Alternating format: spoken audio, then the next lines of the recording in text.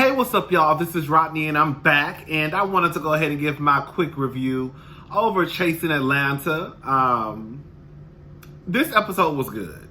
You know, the last two, not so much. So we're starting to pick up the pace. It took us 2 weeks to get there, but we're finally there, thank God.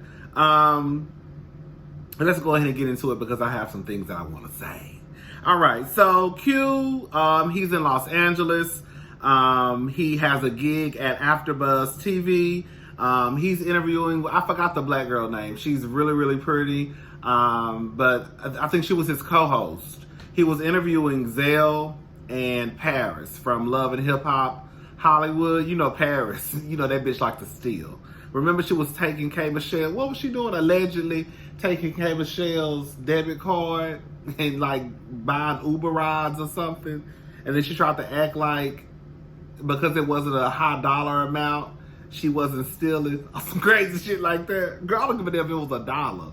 Bitch, if you take $1 out somebody's purse without asking, bitch, you're stealing. Okay? Anyways, so Q calls Lauren to let her know that, you know, he was calling her to let her know about his good news about moving to LA, and she let him know that she was moving to China. When he called her, he asked her what she was doing. She said, "I'm just laying her jacking out." Oh, child. She says that she basically, I guess she's trying to find herself, you know. So she's going to China for 30 days. She said she doesn't feel as though, I think I got what she was trying to say. From what I think she was trying to say basically is, like, she was thinking about moving to Los Angeles, but she's kind of nervous because I guess she thinks that she'll be too far away from, I guess, family and friends. But she doesn't feel that way about China. And I think the reason why she probably feels that way is because she's only moving to China. I can't even say she's moving, because at this point, girl, it's only 30 days. You're only going to China for 30 days. So you'll be back. If you go to Los Angeles, you, in your head, that would probably be more of a permanent move, even though you could easily move back to Atlanta. But that would be more of a permanent move, like, oh, I'm moving to Los Angeles. That's like, oh, girl, I need to find somewhere to live, sign a lease, you know, or buy a home or whatever I need to do. In China, it's just like, oh, girl, I just need to rent an Airbnb or get a hotel for 30 days. Because I know I'm coming right back home. So Dominique sits down with his boyfriend, and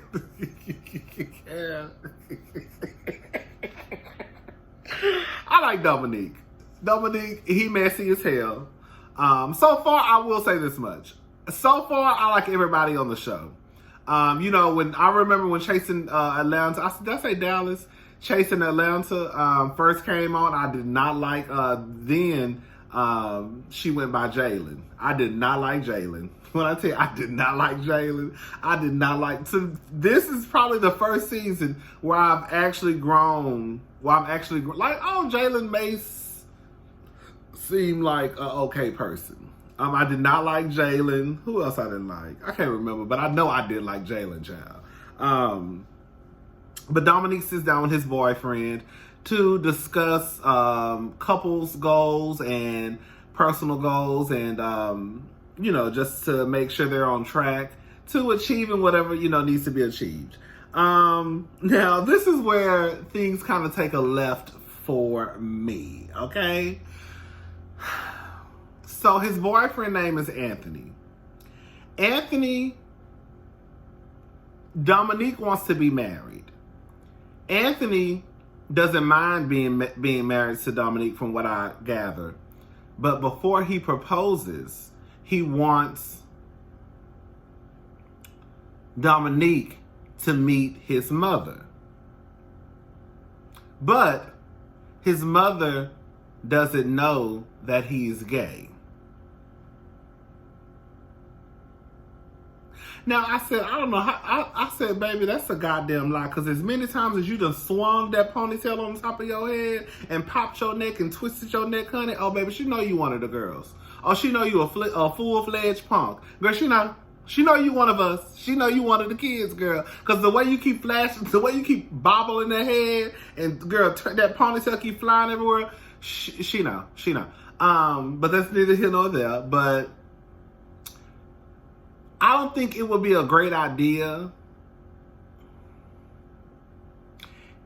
I think that if you're going to come out to your parents, if that's what you feel like you need to do, or your mother or whomever it may be, I think it shouldn't be at the time that you introduce them to your boyfriend. Like, what are you going to do? What are you going to say? Hey, this is my boyfriend. Oh, I'm gay, by the way.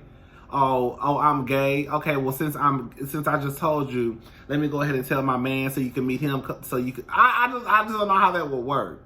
I could be wrong, but I just think that it would be best if he feels the need to come out. You know, I didn't really come out to my family. Girl, it was what it was. Did y'all hoes come out to me? No. Okay. Yeah, I may be wrong on that, but I just feel like if he feels the need to come out or, disclose his sexuality to his mother, I think that it probably should be done first, and not, oh, hey, I got a boyfriend, and by the way, I'm gay. I don't know. Now, this is where I kind of got upset for Dominique. Like, from what I remember, Dominique said that his parents, his mother, father, guardian, I'll just say guardian, kicked him out at the age of 16. It's been 10 years.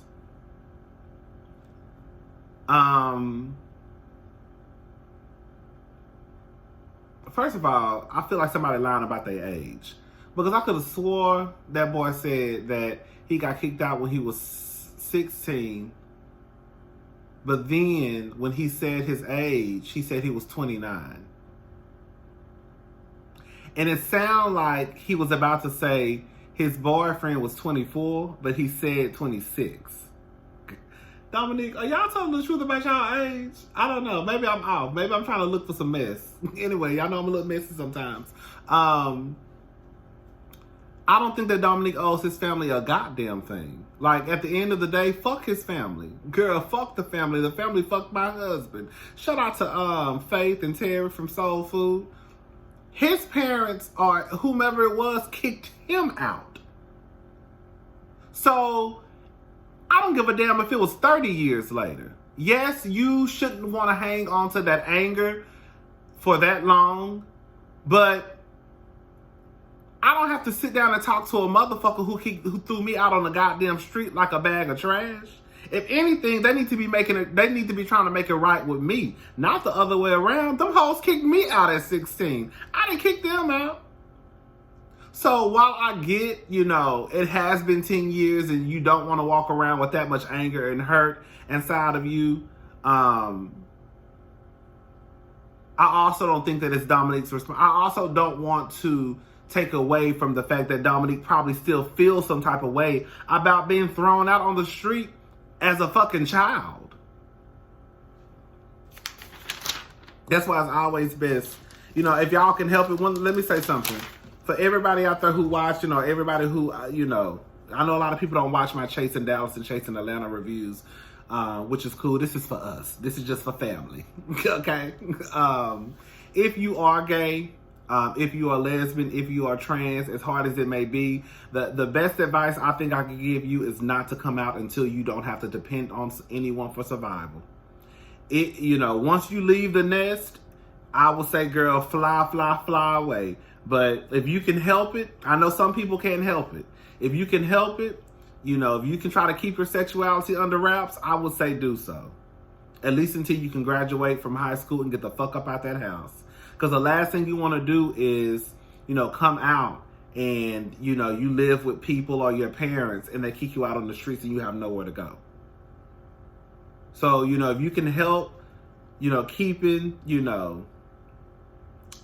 keeping your your sexuality a secret, I would say do so. At least until you get out of the home and at least you go to college, you can live in the dorms or the on-campus apartments. But I think it's hard. I think it would be hard for anyone, as a teenager to be thrown out on the streets and have to figure out where they're going to sleep or where they're going to get their next meal from, especially if you don't have any family. If your family members are just as ignorant as the motherfuckers who threw you out, then it's like, girl, you on your own. Anyway, so T.S. Kendra is performing "I'm Coming." She performed more than that, but that's the only song I really know from T.S. Kendra. It's actually a really, really good song. I actually have it on one of my playlists. So the song is cute. You can tell that she loves performing, but I hate that she always victimizes herself. Like, that's one thing I do not like about T.S. Kendra. She has to be the victim in everything. Like, everything, girl. So Oliver, Oliver.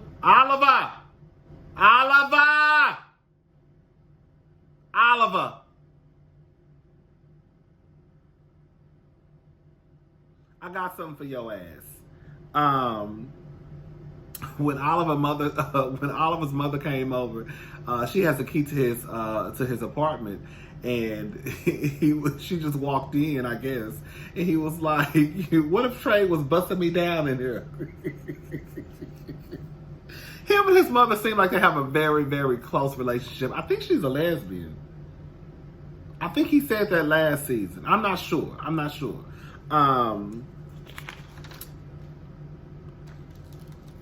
His mother got into a car wreck. She was leaving work. She's a police officer.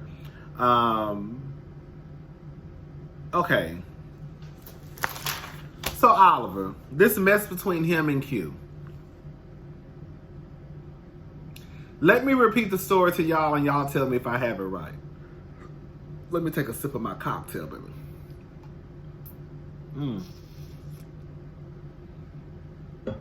Girl, the reason why I'm drinking like this is because I don't want to get nothing because I'm trying not to get my shirt dirty.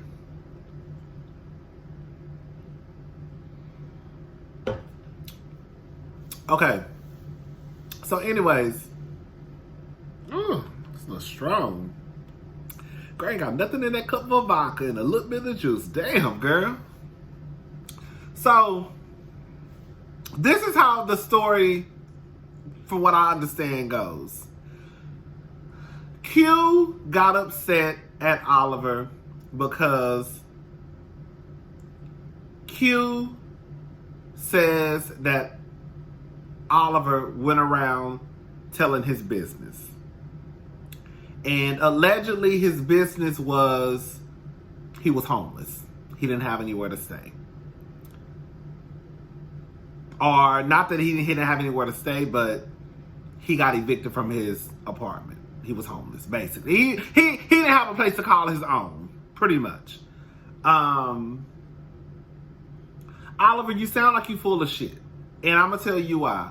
When I listen to the story, and I can see it from Q's perspective, because if you're homeless, or if you're going through something, and you don't want anybody to know, and based on what Oliver said, people in a credible group started basically saying the same thing. So I'm guessing people in this friend group or this work group or people who knew Q were like, girl, is Q homeless? Girl, did Q get evicted? Girl, is Q okay? Girl, you know how it goes within a circle. Like, girl, is she all right? Because I heard she got evicted. I hope did she say something? So I'm assuming that's what happened. And I guess when it started to become a little bit louder, Oliver said he went to this guy who was much older and also happened to be Q's business partner, I guess to get some advice on how to handle the situation. And in return, the messy ass queen that Oliver went to talk to, I guess he was just so concerned about Q that he went to Q. And I guess he went to Q like, hey, are you okay? Oliver told me that you're homeless. That sounds like what happened. So Q was saying that you told someone his business, or you told someone he was homeless. You did. Now, did you have malicious intent behind it? Probably not. But it still doesn't take away from the fact that you did go and tell somebody that the boy was homeless. And then you told his business partner. Somebody who, I guess in a way, is close to him. But not so close if the business partner had to go ask him or went back and told him. And if you're as close to Q as you said that you are, I don't know why you just wouldn't go to Q. Like if I heard, like if a friend's that's what I'm saying. Like the whole situation sounded like a whole bunch of messy ass girls and boys. I don't know if lesbians or not, but it sounds like a whole bunch of LGBT. I'm just gonna say LGBTQ messy ass folks together talking and not going directly to the person. Girl, because if my sister was homeless, bitch, I'm asking, bitch. Cause like, how do you not know? Like, I don't know. I just I guess because if you're building a friendship, I guess. But the way Oliver tried to make it seem as though, girl, we just so close, we so close. We be together, we together every day. At one point, I thought Oliver and Q was fucking the way he was trying to make it. So like, girl, was y'all fucking? Girl, was y'all over there bumping cats? I don't know what was going on. But I just feel like, Oliver, you're not innocent.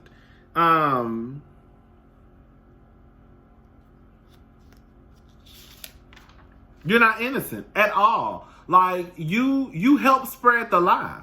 When you went to his business partner, regardless if it was his business partner or not, when you went to his business partner, I guess looking for advice, and the business partner went to Q, you helped spread you helped spread Q's business. Whether it was intentional or not, you still did it. So yeah, you fucked up. Yeah, you fucked up. You did. And you just need to own it.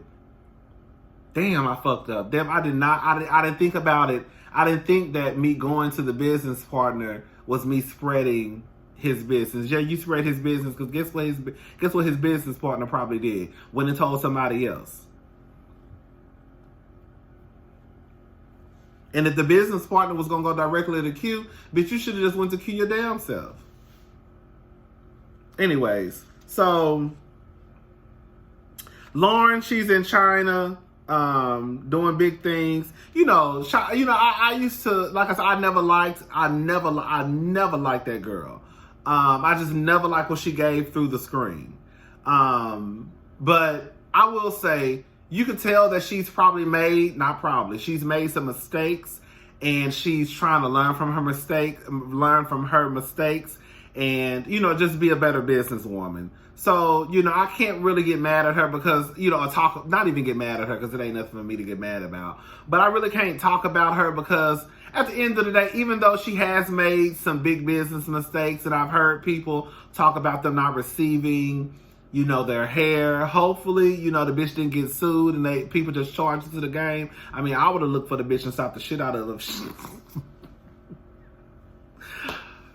But hopefully Lauren has learned her lesson and learned how to be a better businesswoman and, send people their goddamn shit when they order it. Because, some people will stop the shit out of you for stealing their money. Hello? The brunch. I really don't recall that much from the brunch. I was eating, girl, and I couldn't eat and write notes at the same time. Well, I could, but I wasn't. I did holler when Oliver called Lauren, and girl, the girls got quiet. Girl, why y'all hoes so quiet? Why y'all hoes get so quiet? Girl, because a while ago y'all was talking all that shit. Dominique, Lauren on the phone. You said you wanted to say something. What you got to say to her? That would have been me.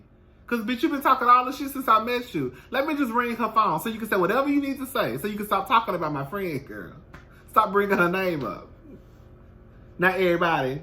Hey, girl. Hey, girl. Hey, girl. No, bitch. Say what the fuck you been saying, ho. What were they talking about? I guess it wasn't too important, girl. Who slept with a woman who ate pussy before? Would they still sleep with a woman? Troy was like, ooh, it's another. When Rico walked in the door, he was like, ooh, who is that? You know, Rico, like I said, Rico is a cutie. He seems like he has a very, very good personality. When Troy was like, I thought I was the only boy.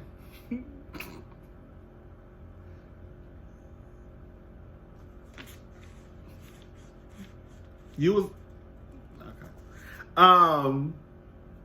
So anyways, the Christmas party. Travis gets to the Christmas party. I don't know if that was sound effects that they were making in the background, or if his alarm, or if it's a car alarm kept going off. Because when I tell you, he hit that car alarm button about 17 times and it would not go off. So Q is not going. I wouldn't have went. I'm not walking into a party by myself and I don't know nobody. Like, I'm sure he probably knew them because of the show. You know what I'm saying? But it's like weird as fuck to knock on somebody's door like, hey, I'm here. Q invited me to the party. Like, bitch, what? Yeah. Okay. Troy is messy. Troy messy as fuck. Troy is the type of person that acts like he doesn't understand why shit is going on when he very much so understands why the fuck shit is happening. He wants to pull Kendra to the side to make sure that Kendra is okay and to make sure that there are no bad vibes. Girl, what? You know it's some bad vibes, girl. You already know, so why are you trying to act like you don't know Kendra gonna have an attitude when Oliver walk in the house? You've been knowing that shit since you said you was having this Christmas party. You've been knowing that, but now all of a sudden it's, oh, I just want to make sure that, you know, that we just having a good time.